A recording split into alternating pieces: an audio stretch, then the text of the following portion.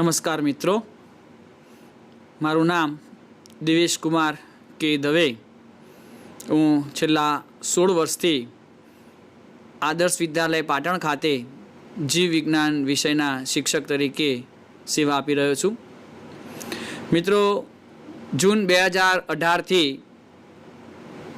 धोरण 11 विज्ञान प्रवाह में अस्तित्व में आवेला एनसीईआरटी मुजबना जे कोर्स मुजब अपने जीव विज्ञानનું प्रकरण 4 जे छे जेનું नाम प्राणी सृष्टि है।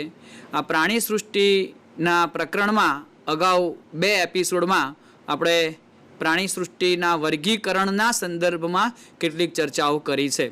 જેમ કે प्राणी वर्गीकरण माटेना सामान्य लक्षणों कया छे, आधारभूत लक्षणों कया छे ते विषयनी આપણે चर्चा अगाऊना एपिसोड 1 में करी छे। तदुपरांत આપણે ए प्रथम एपिसोड में આપણે सूत्रकृमि समुदाय सुधीना समुदायना सामान्य लक्षणों की चर्चा करी हती। त्यारबाद આપણે बीजा एपिसोड में नुपूरक समुदाय थी शुरू करी अने આપણે चूष्मुखा वर्गना सामान्य लक्षणों सुधीनी चर्चाओ करी छे। अने हवे આપણે आ त्रीजा एपिसोड में चूष्मुखा वर्ग पछी जे हनुधारी उपसमुदाय है, आ हनुधारी उपसमुदायना उपरी वर्ग 2 उपरी वर्गों में आपणे एने वर्गीकृत करीए छे। हनुधारी मतलब के जड़बा धारण करता जे प्राणीओ छे एने 2 उपरी वर्गों में विभाजित करवामां आवे छे, एक मत्स्य अने चतुष्पाद। आ जे मत्स्य छे, जे माछली जेवो आकार धरावता जे प्राणीओ छे, माछली तरीके आपणे तेने ओळखीए छीए एवा मत्स्य ने 2 वर्गों में विभाजित करवामां आवे छे, एक कास्थी मत्स्य अने अस्थि मत्स्य। तो मित्रों, आज आपणे आ अस्थि मत्स्य अने कास्थी मत्स्य विशेनी माहिती प्राप्त करीशुं। तो सौप्रथम वर्ग कास्थी मत्स्य विषे पीपीटी द्वारा अभ्यास करवा प्रयत्न करिए। वर्ग कास्थी मत्स्य कॉन्ड्रिक्थिस। अहींया आगळ कास्थी मत्स्यना विविध प्राणीओना फोटोग्राफ्स दर्शावेला छे। तेओ धारारेखीय मतलब के प्रवाहने अनुकूल रचना अने कास्थीमय अंतःकंकाल धरावता दरियाई प्राणीओ छे। अहींया आगळ तमे जोई शको छो के फोटोग्राफनी अंदर के एमां आपणने शरीरनी वक्ष बाजुए मुख जोवा मळे छे। आ मुख छे ए वक्ष बाजुए आवेલું હોય છે અને અહીંયા આગળ આ જે ઝાલર ફાટો છે એ ખુલ્લી હોય છે। એ આ કાસ્થીમય અંતઃકંકાલ ધરાવતા પ્રાણીઓ मतलब કે કાસ્થી મત્સ્યની પણ એક આગવી વિશેષતા છે। કરોડસ્તંભ આજીવન છે અને સ્થાયી હોય છે। આ સમુદાયમાં मतलब કે આ વર્ગના જે પ્રાણીઓ છે કાસ્થી મત્સ્ય છે એમાં આજીવન કરોડસ્તંભ જોવા મળે છે અને માટે જ આપણે તેને પૃષ્ઠવંશી પ્રાણીમાં વર્ગીકૃત કરેલું છે। પૃષ્ઠવંશી પ્રાણીના અંડરમાં આપણે એને મૂકેલ છે આ વર્ગને। ઝાલર ફાટો અલગ છે અને ઝાલર ઢાંકણ વગરની છે। અહીં ફોટોગ્રાફમાં જોઈ શકાય કે આ ઝાલર ફાટો છે એ ખુલ્લી છે, એના ઉપર ઝાલર ઢાંકણ આવેલું હોતું નથી। ત્વચા ચીકણી અને કઠણ તેમજ સૂક્ષ્મ પ્લેકોઇડ પ્રકારના ભીંગડા ધરાવે છે। અહીં નીચે આકૃતિમાં ફોટોગ્રાફમાં આપણને પ્લેકોઇડ પ્રકારના ભીંગડા જોવા મળે છે। તો એ ત્વચાની સપાટી પર આવા પ્લેકોઇડ પ્રકારના ભીંગડા જોવા મળે છે। તેમજ ત્વચા ચીકણી પણ છે અને એ ચિકાસને કારણે એને પાણી સામે રક્ષણ પ્રાપ્ત થાય છે। દાંત એ પ્લેકોઇડ ભીંગડાનું રૂપાંતરણ છે અને એ પાછળની દિશામાં વળેલા છે। આકૃતિમાં જોઈ શકાય છે કે આ દાંત છે એ પાછળના ભાગે વળેલા હોય છે અને આ દાંત એ પ્લેકોઇડ પ્રકારના ભીંગડાનું રૂપાંતરણ છે। તેઓ હનુધારી કે જડબાધારી છે અને તેમના જડબા ખૂબ જ મજબૂત હોય છે અને તેઓ અન્ય પ્રાણીઓના શિકાર પર નભનારા પ્રાણીઓ છે। મિત્રો, અહીંયા આગળ આ વાક્યનો મતલબ એવો થાય કે તેઓ શિકારી પ્રાણીઓ છે, તેઓ શિકાર કરે છે। પ્લવનાશય કે વાતાશયની ગેરહાજરી હોવાથી તેઓ ડૂબ્યા વગર સતત તરતા રહે છે। આ પ્રાણીઓમાં પ્લવનાશય આવેલું હોતું નથી. પ્લવનાશય મિત્રો, આશય એટલે કોથળીમય રચના અને પ્લવનાશય મતલબ હવાયુક્ત કોથળીની રચના આપણને આ પ્રાણીઓના દેહમાં જોવા મળતી નથી. જે આ પછી આપણે અસ્થિમત્સ્ય વિશે વાત કરીશું તો તેમાં આપણને પ્લવનાશય જોવા મળે છે. મતલબ કે અહીંયા આગળ કાસ્તી મત્સ્યમાં પ્લવનાશય ગેરહાજર છે અને માટે જ તેમને સતત તરતા રહેવું પડે છે, નહીં તો તેઓ ડૂબી જઈ શકે છે. હૃદય દ્વિખંડી છે, જેમાં એક કર્ણક એટલે કે ઓરિકલ અને એક ક્ષેપક એટલે કે વેન્ટ્રિકલ જોવા મળે છે. અહીં આકૃતિમાં આ દ્વિખંડી હૃદયનો ભાગ દર્શાવેલો છે, જેમાં કર્ણક અને એક ક્ષેપક આપણને જોવા મળે છે. એટલે અહીંયા આગળ હૃદય દ્વિખંડી હોય છે. તેમાંના કેટલાક વીજ અંગો, દાખલા તરીકે ટોર્પિડો, અને કેટલાકમાં ઝેરી ડંખ એટલે કે ટ્રાયગોન જોવા મળે છે. મતલબ કે અહીંયા આગળ આ ટોર્પિડો છે એમાં આપણને વીજ કરંટનો અહેસાસ થાય એવી સ્થિતિ જોવા મળે છે, વીજ અંગો જોવા મળે છે. અને કેટલાક પ્રાણીઓમાં, આ સમુદાયના આ વર્ગના કેટલાક પ્રાણીઓમાં ઝેરી ડંખ પણ જોવા મળે છે, દાખલા તરીકે ટ્રાયગોનમાં. તેઓ શીત રુધિરવાળા એટલે કે અસમતાપી પ્રાણીઓ છે. તેઓમાં તેમના શરીરના તાપમાનના નિયમનની ક્ષમતાનો અભાવ હોય છે. મિત્રો, આ શબ્દ આપણે બરાબર સમજીશું. શીત રુધિરવાળા એટલે કે અસમતાપી પ્રાણીઓ. અસમતાપી પ્રાણીઓનો મતલબ એવો થાય છે કે જે પ્રાણીઓ પોતાની આસપાસના પર્યાવરણના બદલાતા તાપમાનની સાથે સાથે પોતાના શરીરનું તાપમાન પણ બદલી શકતા હોય, બદલી નાખતા હોય, તો આવા પ્રાણીઓને શીત રુધિરવાળા અથવા અસમતાપી પ્રાણીઓ તરીકે ઓળખવામાં આવે છે. લિંગભેદ જોવા મળે છે. લિંગભેદ શબ્દનો મતલબ અગાઉ આપણે ચર્ચા કરી ચૂક્યા છીએ. ફરી એકવાર, લિંગભેદ મતલબ કે નર પ્રાણી અને માદા પ્રાણી અલગ લક્ષણો દ્વારા તારવી શકાય છે, ઓળખી શકાય છે.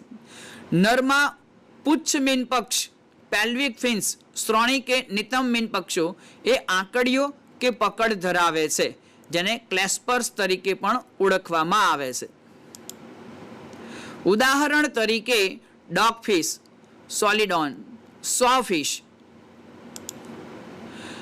Great white shark, કેરકેરોડોન, રેફિશ, ટ્રાયગોન, સ્ટિંગરે. હવે વર્ગ અસ્થિમત્સ્ય, ઓસ્ટિકથિસ. અસ્થિમત્સ્યના કેટલાક ફોટોગ્રાફ્સ અહીં આગળ દર્શાવેલા છે.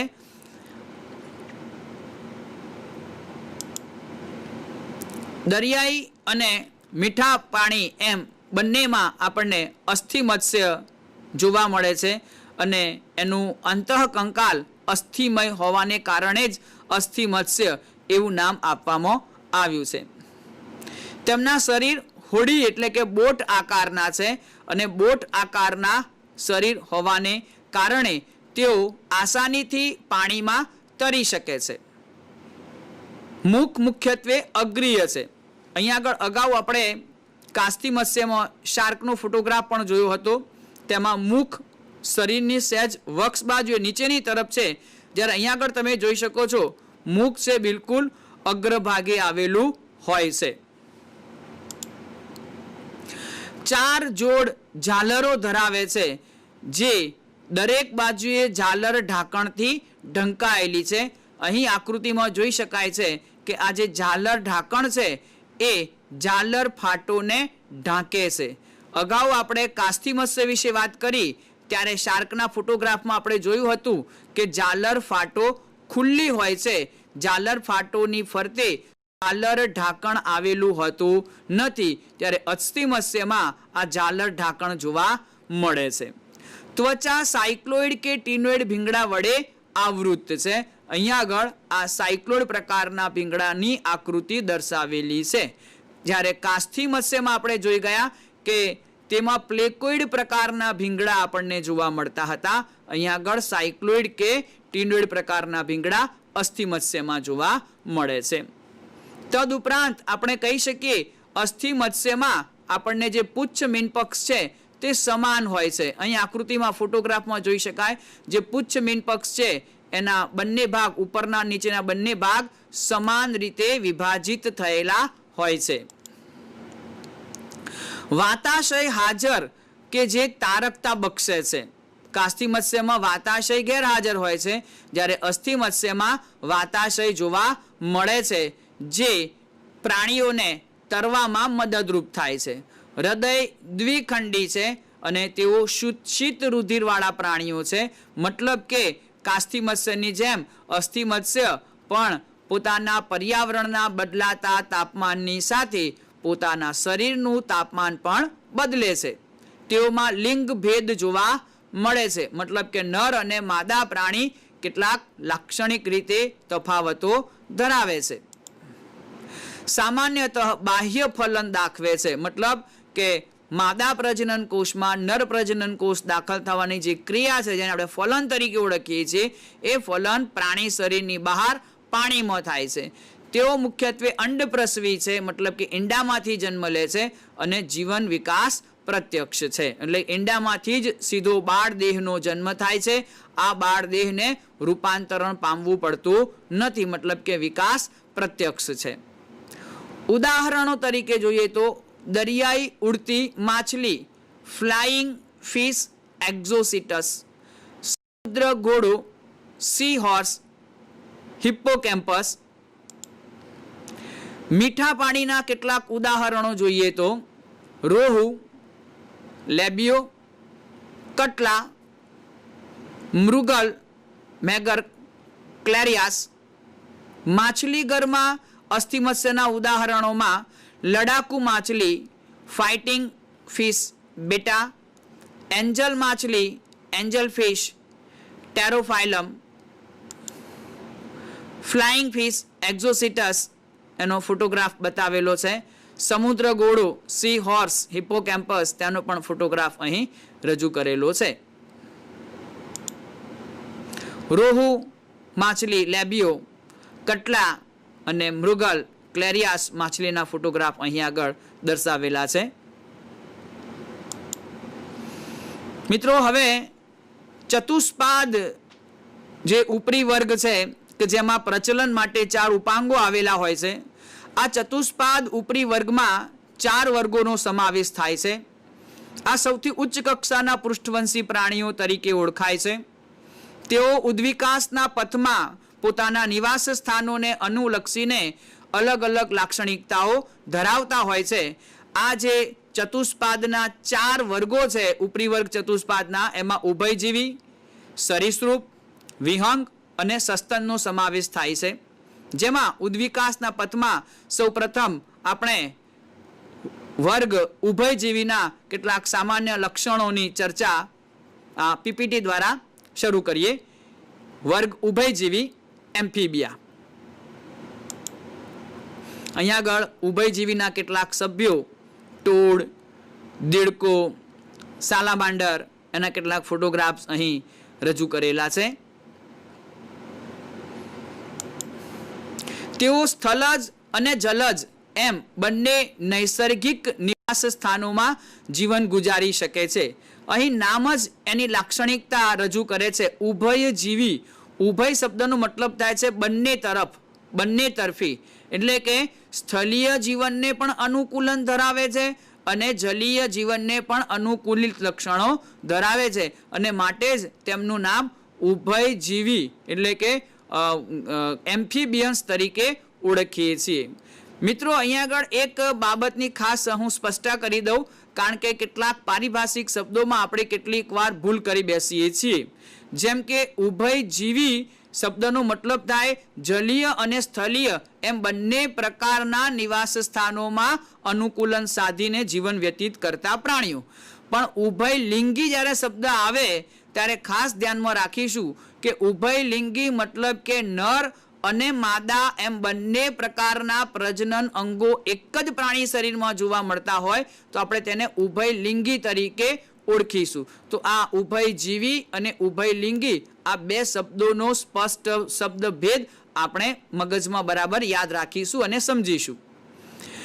તેમાંના ઘણા બે જોડ ઉપાંગો ધરાવે છે. દાખલા તરીકે દેડકા જેવા પ્રાણીઓ છે ઉભયજીવી વર્ગના, તેમાં આપણને બે જોડ ઉપાંગો એટલે કે એક જોડ અગ્ર ઉપાંગ અને એક જોડ પશ્ચુપાંગ જોવા મળે છે. શરીર શીર્ષ અને ધડમાં વિભાજિત હોય છે.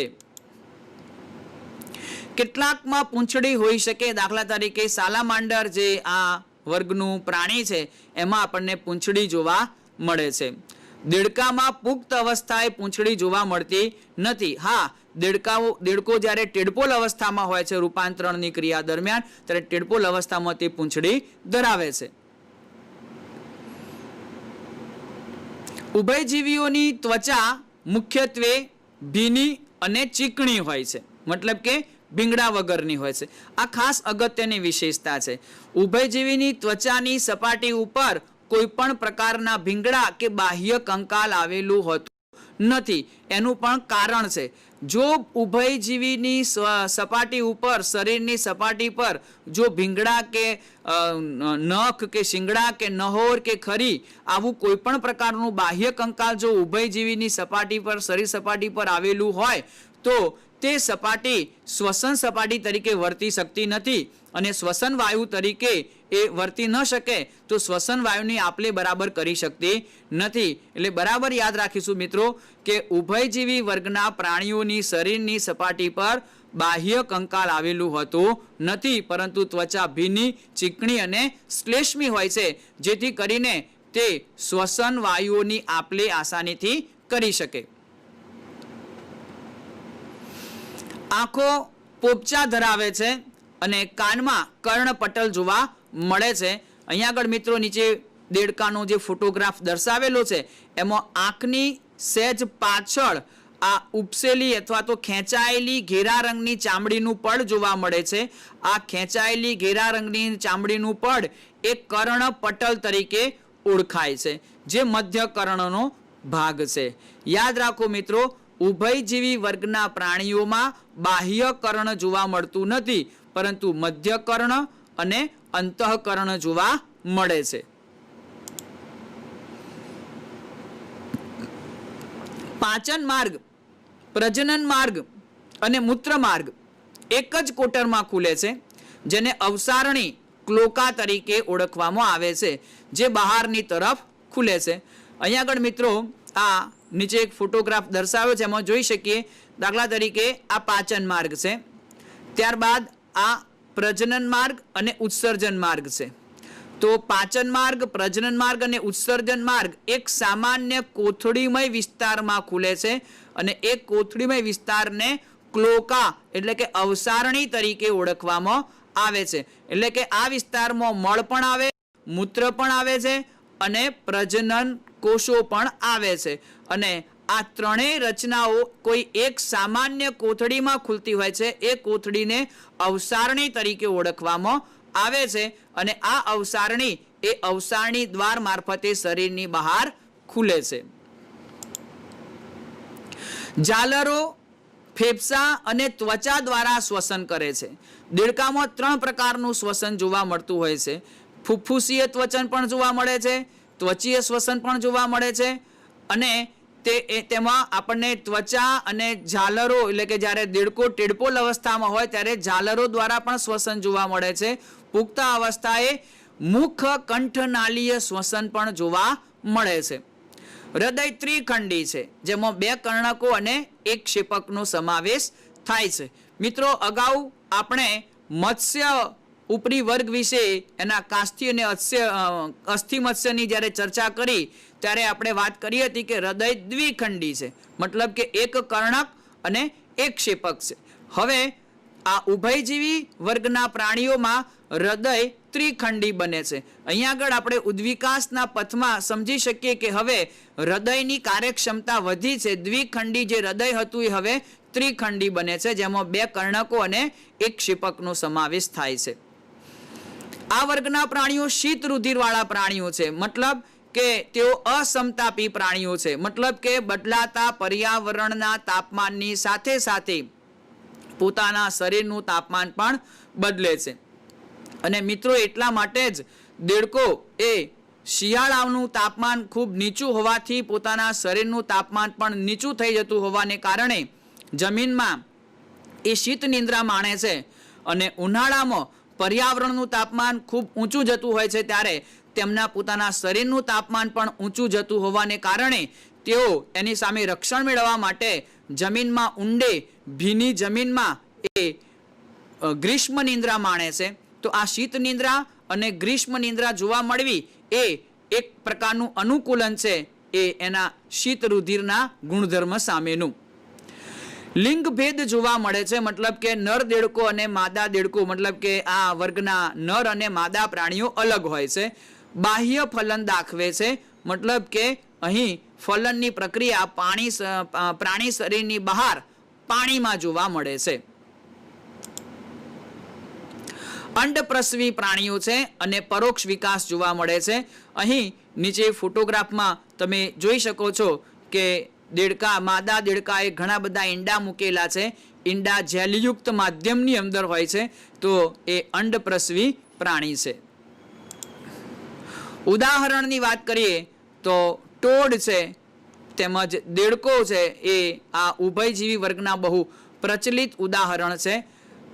બુફો અને ફ્રોગ રાના ટાઇગ્રીના ભારતીય દેડકાનું વૈજ્ઞાનિક નામ છે. વૃક્ષ નિવાસી દેડકો, સાલામાન્ડર, ઇક્થિયોફિસ. મિત્રો અહીંયા આગળ ઇક્થિયોફિસ એ પણ ઉભયજીવી વર્ગનું પ્રાણી છે, પણ એની વિશેષતા એ છે એ ઉપાંગવિહીન છે. ઉપાંગવિહીન. દેડકો પુખ્ત અવસ્થાએ પૂંછડી નથી ધરાવતો, સાલામાન્ડર પુખ્ત અવસ્થાએ પૂંછડી ધરાવે છે, જ્યારે ઇક્થિયોફિસ એ ઉપાંગો વિહીન ઉભયજીવીનું ઉદાહરણ છે. તો આ કેટલીક વિશેષતાઓ છે ઉભયજીવી વર્ગની, એ આપણે યાદ રાખીશું.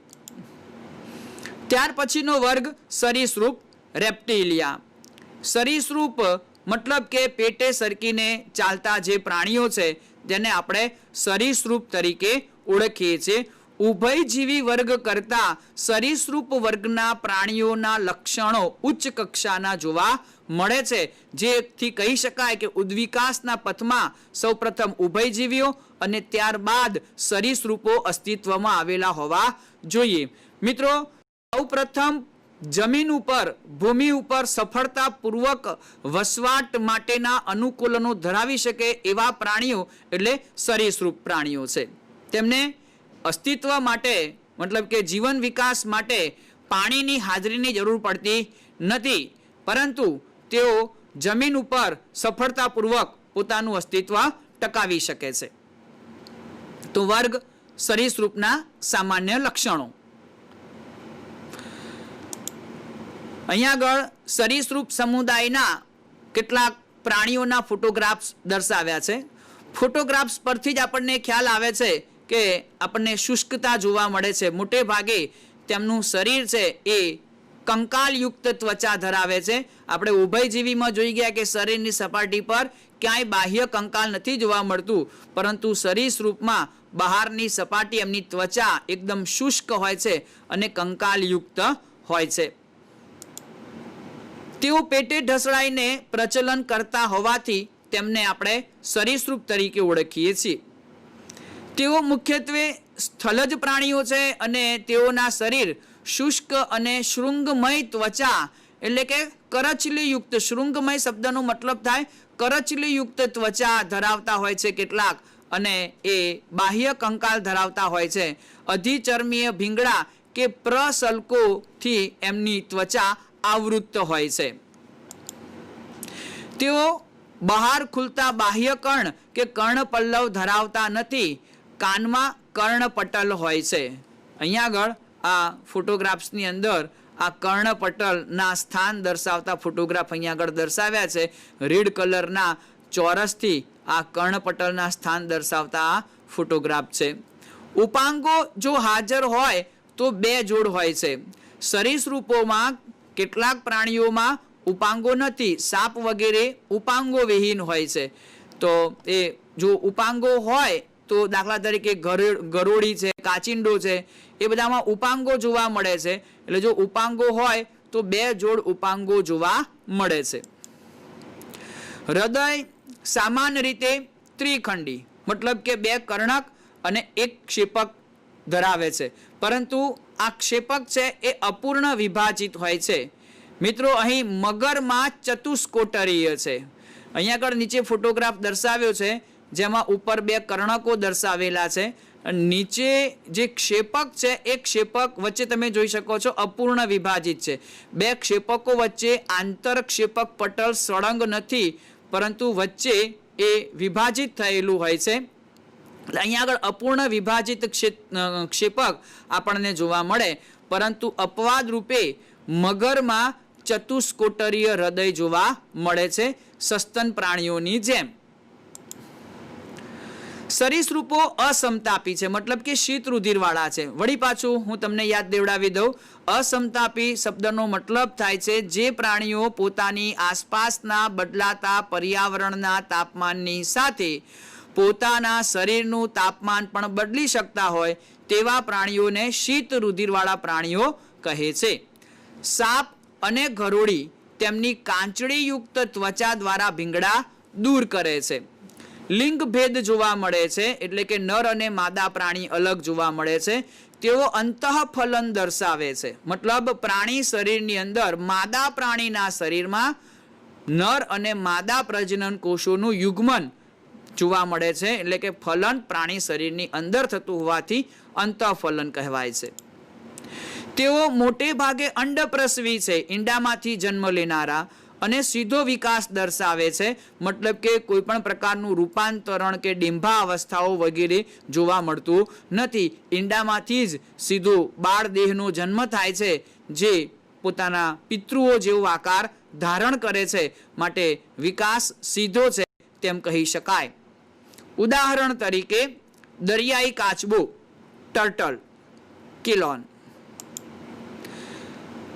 જમીન પરનો કાચબો છે ટોર્ટોઇસ, ટેસ્ટ્યુડો. વૃક્ષ ગરોળી, ટ્રી લિઝાર્ડ, કેમિલિયોન તરીકે આપણે એને ઓળખીએ છીએ. એની પૂંછડી આમ સાતડા જેવી હોય છે.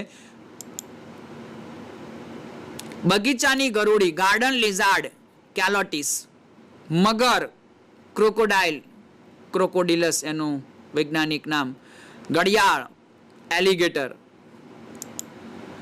ઝેરી સાપ અથવા તો નાગ તરીકે આપણે ઓળખીએ છીએ, કોબ્રા, નાઝા. કાળોતરો, ક્રાઇટ, બેન્ગેરસ. ચિત્રો, વાઇપર, એનું પ્રજાતિ છે વાઇપેરા. તો આ કેટલાક સરીસૃપના ઉદાહરણોના ફોટોગ્રાફ્સ અહીંયા આગળ રજૂ કરેલા છે. ત્યારબાદ હવે પછીનો જે વર્ગ છે એ વિહંગ વર્ગ છે. વિહંગ વર્ગ એ ઉડતા પ્રાણીઓ છે, જેને આપણે સામાન્ય ભાષામાં પક્ષીઓ એટલે કે બર્ડ્સ તરીકે ઓળખીએ છીએ. આ પક્ષીઓ એ પણ તેમના કેટલાક વિશિષ્ટ લક્ષણોને કારણે અન્ય વર્ગ કરતાં અલગ પડે છે. તો આપણે આ વિહંગ વર્ગના કેટલાક સામાન્ય લક્ષણો પીપીટી દ્વારા સમજવા પ્રયત્ન કરીએ. વર્ગ વિહંગ, એવ્સ. અહીંયા આગળ અલગ અલગ પ્રકારના પક્ષીઓના કેટલાક ફોટોગ્રાફ્સ રજૂ કરેલા છે. અહીં જોઈ શકાય છે પક્ષીઓ ચાંચ ધરાવે છે, અગ્ર ઉપાંગોનું પાંખોમાં રૂપાંતર થયેલું છે, વજન હલકું હોય છે, તીક્ષ્ણ તીવ્ર દ્રષ્ટિ હોય છે. એ આ વિહંગ વર્ગના કેટલાક સામાન્ય લક્ષણો ગણાવી શકાય. તેઓના ઉપાંગો છે, પશ્ચ ઉપાંગો, એ ડાળખી ઉપર બેસી શકાય તે માટેના અનુકૂલિત હોય છે. તો વિહંગ વર્ગના કેટલાક સામાન્ય લક્ષણોની ચર્ચા કરીએ. પીંછાઓની હાજરી એ વિહંગની ખાસ લાક્ષણિકતા છે, કારણ કે પીંછા વડે તે હવામાં ઉડી શકે છે. અને તેમાંના મોટા ભાગના એટલે કે શાહમૃગ જેવા જે પ્રાણીઓ છે, મતલબ પક્ષીઓ છે, એ ઉડી શકતા નથી. અહીંયા આગળ આ ઓસ્ટ્રીચ મતલબ કે શાહમૃગ છે એ ઉડી ન શકતા પ્રાણીનું ઉદાહરણ છે.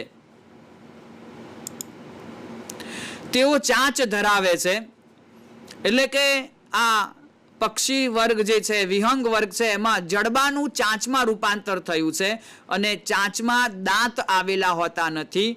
અગ્ર ઉપાંગોનું પાંખોમાં રૂપાંતર થયેલું છે, જે ઉડ્ડયનના કાર્યમાં મદદરૂપ થાય છે. મિત્રો, પક્ષીઓની બાબતમાં આપણે ખાસ એ બાબત યાદ રાખીશું કે તેઓમાં બને તેટલું વજન ઓછું થઈ શકે એ માટેના અનુકૂલનો જોવા મળે છે, કારણ કે વિહંગ છે એ ઉડવા માટેનું અનુકૂલન ધરાવે છે અને ઉડવા માટેની સૌપ્રથમ શરત એ છે કે વજન સૌથી વધુ હલકું હોવું જોઈએ. તો વજન હલકું કરી શકાય એ માટેના તમામ પ્રયત્નો કુદરતે ઉદ્વિકાસના પથમાં આ પક્ષીઓને બખ્શ્યા છે કે જેથી કરીને વજન હલકું થઈ શકે. તો આપણે એવા કેટલાક લક્ષણોની વાત કરીએ કે જેથી કરીને આ પક્ષીઓમાં વજન હલકું થઈ શકે. જેમ કે આ પક્ષીઓમાં હાડકાં છે એ છિદ્રિષ્ઠ છે. છિદ્રિષ્ઠ હાડકાં હોવાને કારણે વજન હલકું થાય છે. પક્ષીઓમાં આપણને માદા પક્ષી હોય તો 2 અંડવાહિનીઓની જગ્યાએ એક જ અંડવાહિની જોવા મળે છે. પક્ષીઓમાં મૂત્રાશય હોતું નથી કે જેથી કરીને તેનું વજન ઘટી શકે છે, એટલે મૂત્રાશયનો પણ અભાવ હોય છે. પશ્ચ ઉપાંગોની વાત કરીએ. પશ્ચ ઉપાંગો સામાન્ય રીતે ભીંગડા ધરાવે છે. અહીં આકૃતિમાં જોઈ શકાય પશ્ચ ઉપાંગમાં આપણને બાહ્ય સપાટી પર ભીંગડાનું આવરણ જોવા મળે છે અને આ પશ્ચ ઉપાંગ છે એ ચાલવા માટે, કૂદવા માટે, કેટલાક પક્ષીઓમાં તરવા માટે કે વૃક્ષની શાખાને પકડવા માટે અનુકૂલિત થયેલા છે, એટલે કે રૂપાંતરિત થયેલા હોય છે. ત્વચા શુષ્ક અને પૂંછડીના તલભાગે તૈલી ગ્રંથિઓ સિવાય કોઈ પણ ગ્રંથિઓ વગરની હોય છે. એટલે કે શરીરની ત્વચા પર આવી કોઈ તલ ગ્રંથિઓ નથી આવેલી, માત્ર પૂંછડીના તલભાગે તૈલ ગ્રંથિ આવેલી હોય છે. અંતઃકંકાલ સંપૂર્ણ રીતે અસ્થિભૂત મતલબ અસ્થિમય હોય છે. અસ્થિનું બનેલું અંતઃકંકાલ હોય છે અને અસ્થિઓ લાંબા હોય અને વાત કોટરયુક્ત અને છિદ્રિષ્ઠ હોય છે. અહીં નીચે ફોટોગ્રાફ દર્શાવ્યો છે જેમાં પક્ષીના અસ્થિનું આયામ છેદ છે. એમાં જોઈ શકાય છે કે વચ્ચે મોટા કોટરો આવેલા હોય છે અને આ કોટરયુક્ત રચનાને કારણે અસ્થિનું વજન ઓછું થાય છે, જે ઉડ્ડયનના અનુકૂલન માટેની લાક્ષણિકતા સ્વરૂપે છે. પક્ષીઓનો પાચન માર્ગ એ અન્ન સંગ્રહાશય એટલે કે ક્રોપ અને પેશણી એટલે કે ગિઝાર્ડ જેવા વધારાના કોટરો ધરાવે છે. અહીં આકૃતિમાં આ પક્ષીનો પાચન માર્ગ દર્શાવ્યો છે, જેમાં આ અન્ન સંગ્રહાશય છે, જેમાં ખોરાકનો થોડાક સમય માટે સંગ્રહ થાય છે અને આ ગિઝાર્ડ એટલે કે પેશણીવાળો પોર્શન આવેલો છે એ પણ ફૂલેલો વિસ્તાર છે, જ્યાં ખોરાકને દળવામાં આવે છે, બારીક ભૂકો કરવામાં આવે છે, ભરડવામાં આવે છે. એટલે ક્રોપ છે એ અન્ન સંગ્રહાશય, ખોરાકનો અંગામી સંગ્રહ કરતો વિસ્તાર છે અને ગિઝાર્ડ છે એ ખોરાકને દળવા માટેનો વિસ્તાર છે. હૃદય સંપૂર્ણ રીતે ચતુષ્કોટરીય છે. મિત્રો યાદ કરીએ ફરી એકવાર, મત્સ્યમાં હૃદય દ્વિખંડી હતું, ઉભયજીવીમાં હૃદય ત્રિખંડી, સરીસૃપમાં 2 કર્ણકો અને અપૂર્ણ વિભાજિત ક્ષેપક છે, જ્યારે વિહંગ વર્ગની અંદર હૃદય હવે ચતુષ્કોટરીય જોવા મળે છે. આમ હૃદયનો ઉદ્વિકાસ સ્પષ્ટપણે અહીં આપણને જોવા મળે છે. એટલે આપણે કહી શકીએ કે મત્સ્ય પછી ઉભયજીવી, ત્યારબાદ સરીસૃપ અને ત્યાર પછી વિહંગ વર્ગના પ્રાણીઓ કાળક્રમે અસ્તિત્વમાં આવેલા હોવા જોઈએ. આ હૃદયના ઉદ્વિકાસના અભ્યાસ પરથી આપણે આવું અનુમાન લગાવી શકીએ.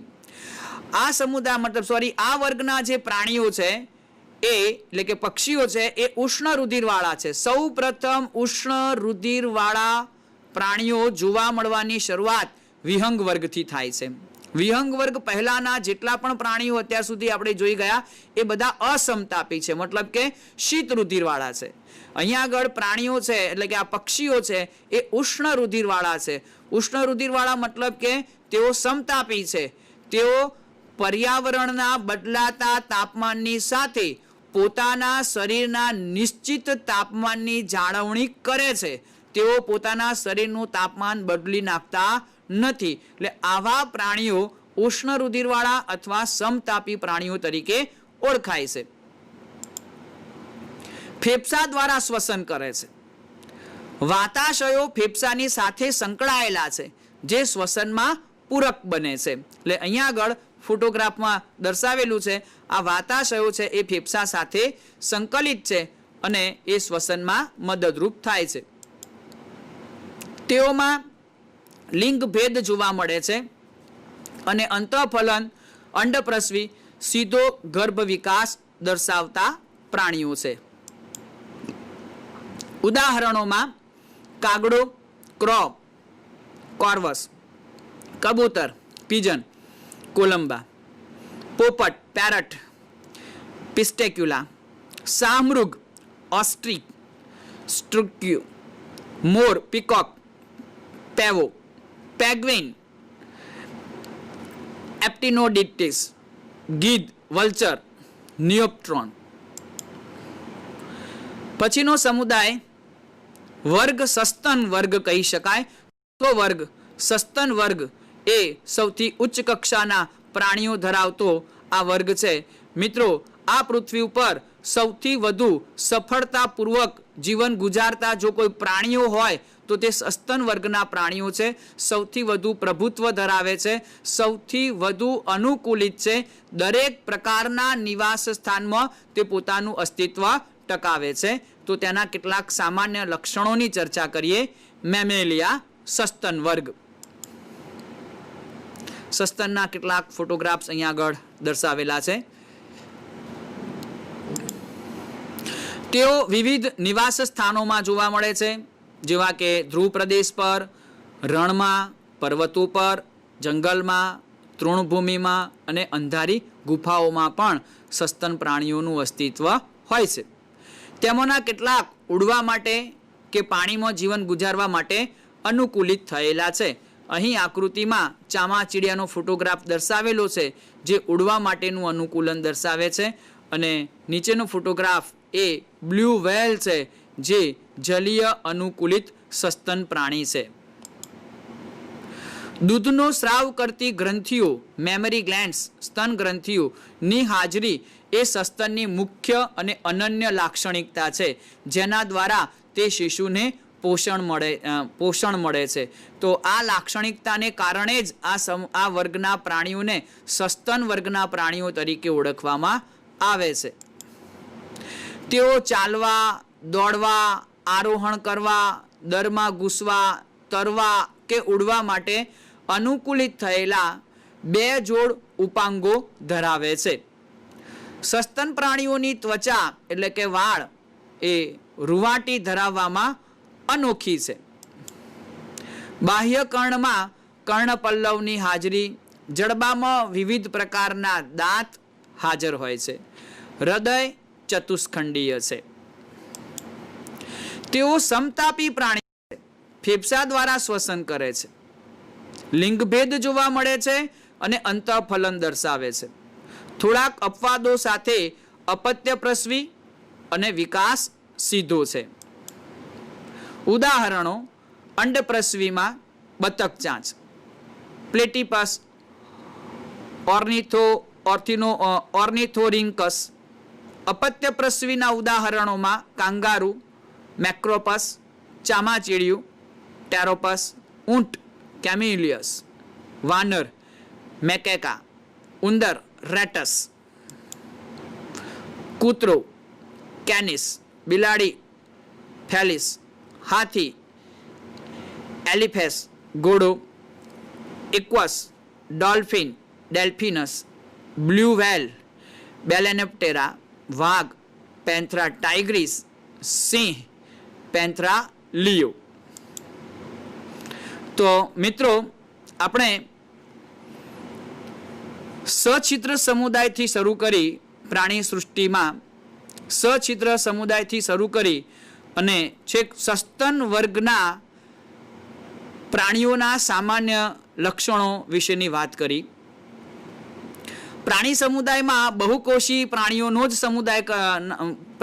જ સમાવેશ કરવામાં આવે છે, જેમાં સછિદ્ર એ સૌથી સરળ કક્ષાનું કોષીય દૈહિક આયોજન ધરાવતા પ્રાણીઓ, પછી છેલ્લે સસ્તન વર્ગના પ્રાણીઓ કે જે સૌથી વધુ ઉદ્વિકસિત પ્રાણીઓ છે, સૌથી વધુ અનુકૂલિત પ્રાણીઓ છે.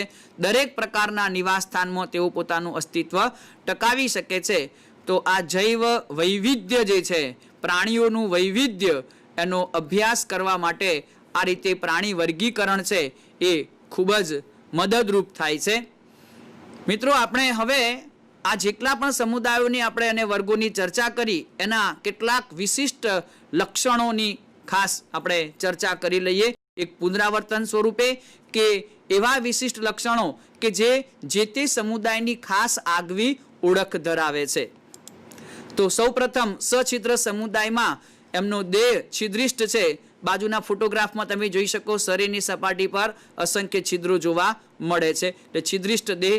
આસ્યકની હાજરી, શરીરની ઉપરની સપાટીએ તમે જુઓ આ આસ્યક જોવા મળે છે, જેના દ્વારા શરીરમાં રહેલું વધારાનું પાણી બહાર નીકળે છે. તો આસ્યકની હાજરી. ત્યારબાદ છિદ્રિષ્ઠ ગુહા, વચ્ચેનું જે પોલાણ છે એ પોલાણને છિદ્રિષ્ઠ ગુહા તરીકે ઓળખવામાં આવે છે.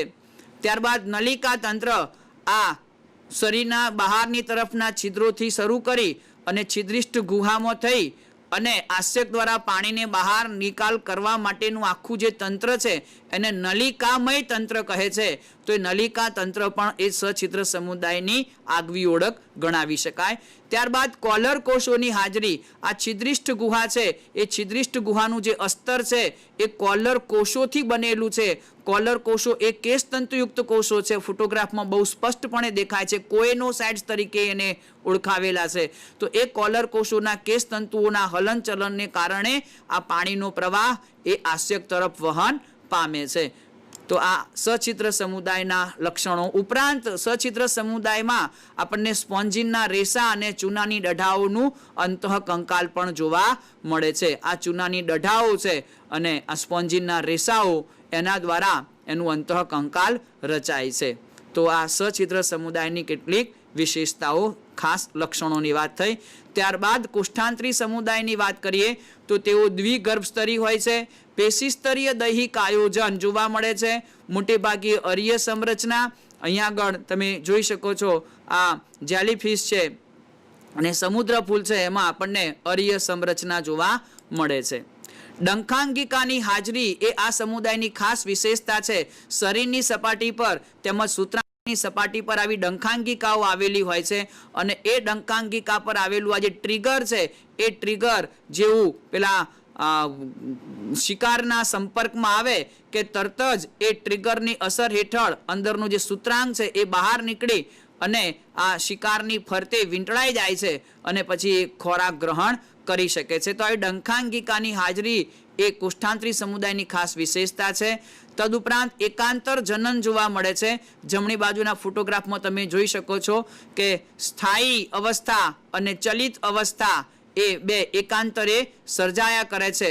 પુષ્પક અવસ્થા અને છત્રક અવસ્થા. પુષ્પક અવસ્થા એ સ્થાયી છે અને એ પુષ્પક અવસ્થા અલિંગી પ્રજનન કરી અને છત્રક અવસ્થા ઉત્પન્ન કરે છે. છત્રક અવસ્થા એ લિંગી પ્રજનન કરી અને સ્થાયી એવી પુષ્પક અવસ્થા ઉત્પન્ન કરે છે. આમ બંને અવસ્થાઓ એકાંતરે સર્જાતી હોવાને કારણે એકાંતર જનન તરીકે ઓળખવામાં આવે છે. તો એ કોષ્ઠાંતરીની ખાસ વિશેષતા છે. ત્યાર પછીનો સમુદાય છે ટીનોફોરા. દ્વિગર્ભસ્તરી છે, અરીય સંરચના ધરાવે. કંકત તક્તિઓની હાજરી જે પ્રચલનમાં મદદરૂપ થાય છે. આ 8 કંકત તક્તિઓ છે, અહીંયા આકૃતિમાં જોઈ શકાય છે. એને એ કંકત તક્તિઓની મદદથી તે પ્રચલન કરી શકે છે. જૈવિક પ્રદીપ્યતા, રાત્રિ દરમિયાન પણ તે ઝળહળે છે. તો એ ટીનોફોરાની વિશેષતા ગણાવી શકાય. પૃથુકૃમિ સમુદાયના પ્રાણીઓ ત્રિગર્ભસ્તરી છે, અંગસ્તરીય દૈહિક આયોજન ધરાવે, ચપટા કૃમિ તરીકે ઓળખાય છે. તેઓમાં હૂક અને ચૂષકોની હાજરી છે. અહીંયા આગળ ફોટોગ્રાફમાં પટ્ટીકૃમિમાં જોઈ શકાય આ ચૂષકો છે અને હૂક જેવી રચનાઓ છે, જેના વડે તે યજમાન પ્રાણી સાથે સંપર્ક સાધી અને પોષક દ્રવ્યો પ્રાપ્ત કરે છે. અને ખાસ મહત્વની બાબત એ કે પૃથુકૃમિ સમુદાયના પ્રાણીઓમાં ઉત્સર્જન માટે જ્યોત કોષો આવેલા છે. આ જ્યોત કોષો એ દીવાની જ્યોત જેવો આકાર ધરાવે છે અને એ ઉત્સર્ગ દ્રવ્યોના નિકાલ સાથે સંકળાયેલા છે. પુનઃસર્જન ક્ષમતા જોવા મળે છે. પ્લેનેરિયાના જો 3 ટુકડા કરી નાખવામાં આવે તો એ 3 ટુકડાઓ નવા પ્લેનેરિયાના દેહનું નિર્માણ કરવા માટે સક્ષમ છે. તો એને આપણે પુનઃસર્જન ક્ષમતા તરીકે ઓળખીએ છીએ. એક કરતાં વધુ યજમાનમાં પોતાનું જીવન ચક્ર પૂર્ણ કરે છે. એ પણ આ પૃથુકૃમિ સમુદાયની આગવી વિશેષતા ગણાવી શકાય. લિંગ ભેદ જોવા મળતો નથી, એટલે કે અહીંયા આગળ આપણને ઉભયલિંગી પ્રાણીઓ જોવા મળે છે. સમુદાય સૂત્રકૃમિ. ગોળ કૃમિ તરીકે ઓળખાતા પ્રાણીઓ છે. સૌ પ્રથમ સંપૂર્ણ પાચન માર્ગ આપણને આ સૂત્રકૃમિ સમુદાયમાં એટલે કે અગ્ર છેડે મુખદ્વાર અને પશ્ચ છેડે મળદ્વાર એમ બે સ્વતંત્ર છિદ્રો આપણને આ સૂત્રકૃમિમાં જોવા મળે છે. કૂટ દેહકોષ્ઠ એ પણ સૂત્રકૃમિ સમુદાયની ખાસ લાક્ષણિકતા છે. બીજું માદા પ્રાણી છે એ નર પ્રાણી કરતા પ્રમાણમાં વધારે લંબાઈ ધરાવે છે. નુપુરક સમુદાયની વાત કરીએ તો તેમાં સમખંડીય ખંડિતા, સૌ પ્રથમ સત્ય દેહકોષ્ઠ જોવા મળવાની શરૂઆત, પ્રચલન માટે અભિચરણ પાદ રેતી કીડામાં જોવા મળે છે, ઉત્સર્જન માટે ઉત્સર્ગિકાઓનું અસ્તિત્વ હોવું આ નુપુરક સમુદાયની ખાસ વિશેષતાઓ છે. ત્યારબાદ સંધિપાદ સમુદાયની વાત કરીએ તો પ્રાણી સૃષ્ટિનો સૌથી મોટો સમુદાય ગણાય છે. સાંધાવાળા ઉપાંગો ધરાવે, કાઇટિનનું બનેલું બહિર્કંકાલ જે ફોટોગ્રાફમાં દર્શાવ્યું છે. શીર્ષ છે એ શરીર છે એ શીર્ષ, ઉરસ અને ઉદરમાં વિભાજિત હોય છે. શ્વસન માટે પણ વૈવિધ્ય જોવા મળે, જેમ કે ઝાલરપોથી, પેપ્સાપોથી કે શ્વસન નલિકા તંત્ર દ્વારા આપણને શ્વસન ક્રિયા જોવા મળે છે. સમતોલન અંગ તરીકે સ્થિત કોષ્ઠ છે. ઉત્સર્જન માટે માલ્પિધિયન નલિકાઓ, કેટલાકમાં હરિતપિંડો પણ હોય છે. સંયુક્ત આંખ જોવા મળે. તો આ બધા લક્ષણો એ સંધિપાદ સમુદાયની આગવી વિશેષતાઓ છે, એની ઓળખસમા લક્ષણો છે. ત્યારબાદ આવે મૃદુકાય સમુદાય. કોમળ દેહ રચના ધરાવે, પ્રાવરની હાજરી ખાસ વિશેષતા છે. પ્રાવર ગુહા એ શ્વસન તેમજ ઉત્સર્જનમાં મદદરૂપ થાય છે. રેત્રિકા એ પણ ખાસ અગત્યની લાક્ષણિકતા છે. મુખ ગુહામાં આવેલી રેત્રિકા એ ખોરાકને દળવામાં અને બારીક ભૂકો કરવામાં મદદરૂપ થાય છે. અહીં ફોટોગ્રાફમાં જમણી બાજુએ બતાવેલું છે. તો એ રેત્રિકાની હાજરી એ મૃદુકાય સમુદાયની વિશેષતા ગણાવી શકાય. ત્યારબાદ શુત્વચી સમુદાય, કેલ્શિયમ કાર્બોનેટની શૂળોથી બનેલું બાહ્ય સપાટી. પછી ગર્ભ અવસ્થામાં દ્વિપાર્શ્વીય સંરચના અને પુખ્ત અવસ્થાએ અરીય સંરચના જોવા મળવી એ શૂળત્વચીની ખાસ વિશેષતા છે. જલવાહક તંત્ર એ પણ શૂળત્વચી સમુદાયની ખાસ વિશેષતા ગણાવી શકાય. જલવાહક તંત્ર દ્વારા પ્રચલન કરી શકે છે, ખોરાક ગ્રહણ કરી શકે છે અને જલવાહક તંત્ર એ શ્વસન વાયુની આપલેમાં પણ મદદરૂપ થાય છે. સમુદાય સામી મેરુદંડી. સામી મેરુદંડીમાં શરીર શુંડ, ગ્રીવા અને ધડમાં વિભાજિત છે. ઉત્સર્જન માટે શુંડ ગ્રંથિ આ ખાસ લાક્ષણિકતા મિત્રો યાદ રાખીશું. શુંડ ગ્રંથિ એ સામી મેરુદંડીમાં જોવા મળતું ઉત્સર્ગ અંગ છે. ચુષ્મુખા વર્ગની વાત કરીએ તો ચૂષક પ્રકારનું ગોળ વર્તુળી મુખ જોવા મળે, જેમાં જડબાનો અભાવ છે. શરીર પર ભીંગડા તેમજ યુગ્મ મીનપક્ષોનો અભાવ છે. દરિયાઈ છે પરંતુ અંડજનન મીઠા પાણીમાં કરે છે, એ ખાસ વિશેષતા છે. ત્યારબાદ કાસ્થિ મત્સ્ય. કાસ્થિનું બનેલું અંતઃકંકાલ, પ્લેક્વિડ પ્રકારના ભીંગડા.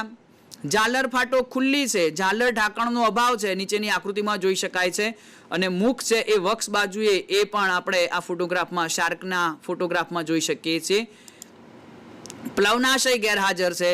હૃદય દ્વિખંડી હોય. અસમતાપી પ્રાણીઓને પુચ્છ મીનપક્ષ અસમાન છે. મિત્રો અહીંયા આગળ તમે જોઈ શકો છો કે પુચ્છ મીનપક્ષ છે એ અસમાન હોય છે. અસ્થિ મત્સ્યમાં શરીરનું અંતઃકંકાલ અસ્થિનું બનેલું, સાયક્લોઇડ કે ટીનોઇડ પ્રકારના ભીંગડા હોય છે. વાતાશયો જોવા મળે છે જે તરવાની ક્રિયામાં મદદરૂપ થાય છે. ઝાલર ફાટો છે એ ઝાલર ઢાંકણથી ઢંકાયેલ હોય છે. હૃદય દ્વિખંડી, મુખ અગ્રભાગે છે. કાસ્થિ મત્સ્યમાં મુખ સહેજ વક્ષ ભાગે હતું, અસ્થિ મત્સ્યમાં મુખ અગ્રભાગે છે. અસમતાપી અને પુચ્છ મીનપક્ષ સમાન છે. કાસ્થિ મત્સ્યમાં પુચ્છ મીનપક્ષ અસમાન હતું, અસ્થિ મત્સ્યમાં તમે જોઈ શકો છો પુચ્છ મીનપક્ષ સમાન હોય છે. વર્ગ ઉભયજીવીની ખાસ લાક્ષણિકતાઓમાં તો સ્થળીય અને જલીય નિવાસસ્થાનને અનુકૂલિત પ્રાણીઓ છે. શરીર શીર્ષ અને ધડમાં વિભાજિત, ત્વચા ભીની, ચીકણી અને બાહ્ય કંકાલનો અભાવ હોય છે. કર્ણપટલ જોવા મળે એટલે બાહ્ય કર્ણનો અભાવ. કર્ણપટલ એ મધ્ય કર્ણનું સૂચન કરે છે. હૃદય ત્રિખંડી, જેમાં બે કર્ણક અને ક્ષેપકનો સમાવેશ થાય. અવસારણી જોવા મળે. અવસારણી મતલબ એવો કોટરમય અથવા કોથળીમય વિસ્તાર કે જેમાં પાચન તંત્ર, ઉત્સર્જન તંત્ર અને પ્રજનન તંત્ર ખુલે છે. રુષિત રુધિર ધરાવે છે. બાહ્ય ફલન ધરાવતા અંડપ્રસવી પ્રાણીઓ છે અને રૂપાંતરણની ક્રિયા જોવા મળે છે. દેડકામાં ખાસ કરીને ટેડપોલની અલગ અલગ અવસ્થાઓ એ રૂપાંતરણનું સૂચન કરે છે. સરીસૃપના સામાન્ય વિશિષ્ટ લક્ષણોની વાત કરીએ તો પેટે સરકીને પ્રચલન કરવું, ત્વચા સૂકી અને ભીંગડાયુક્ત, હૃદય ત્રિખંડી જેમાં અપૂર્ણ વિભાજિત ક્ષેપક પરંતુ અપવાદ મગરમાં એ ચતુષ્ખંડી હૃદય છે. અસમતાપી પ્રાણીઓ છે, અંતઃફલન અને સીધો વિકાસ ધરાવે છે. વિહંગ વર્ગની ખાસ વિશિષ્ટ લક્ષણોની વાત કરીએ તો ઉડવા માટેના અનુકૂલનો ધરાવે છે. અગ્ર ઉપાંગી પાંખમાં રૂપાંતર પામેલા છે. જડબાનું ચાંચમાં રૂપાંતરણ, હાડકા છિદ્રિષ્ઠ, વજનમાં હલકા, ફેફસા સાથે વાતાશયો સંકળાયેલા છે. નીચે ફોટોગ્રાફમાં વાતાશયો સંકળાયેલા બતાવેલા છે ફેફસા સાથે. મૂત્રાશયનો અભાવ છે. માદામાં એક જ અંડપિંડ જોવા મળે અને સૌપ્રથમ ઉષ્ણ રુધિરવાળા પ્રાણીઓ તરીકે ઓળખાય છે.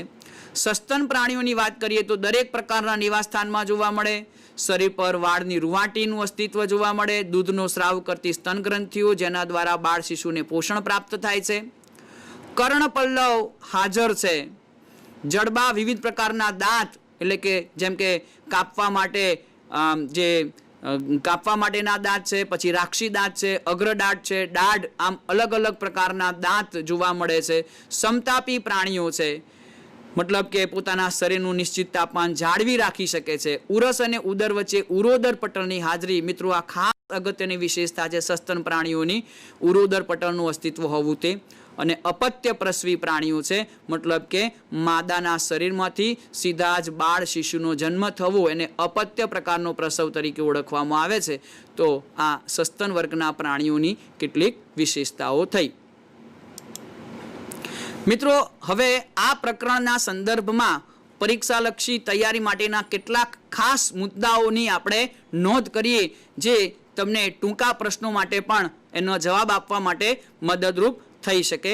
આ પ્રકરણમાંથી તમને કેટલીક વખતે ભૂલામણીમાં નાખી શકે એવા કેટલાક નજદીકના શબ્દો છે, અથવા તો ઉદ્વિકાસના પથમાં સૌપ્રથમ આ રચના શામાં જોવા મળે છે વગેરે સંદર્ભમાં કેટલાક મુદ્દાઓની આપણે અહીંયા આગળ ચર્ચા કરીએ.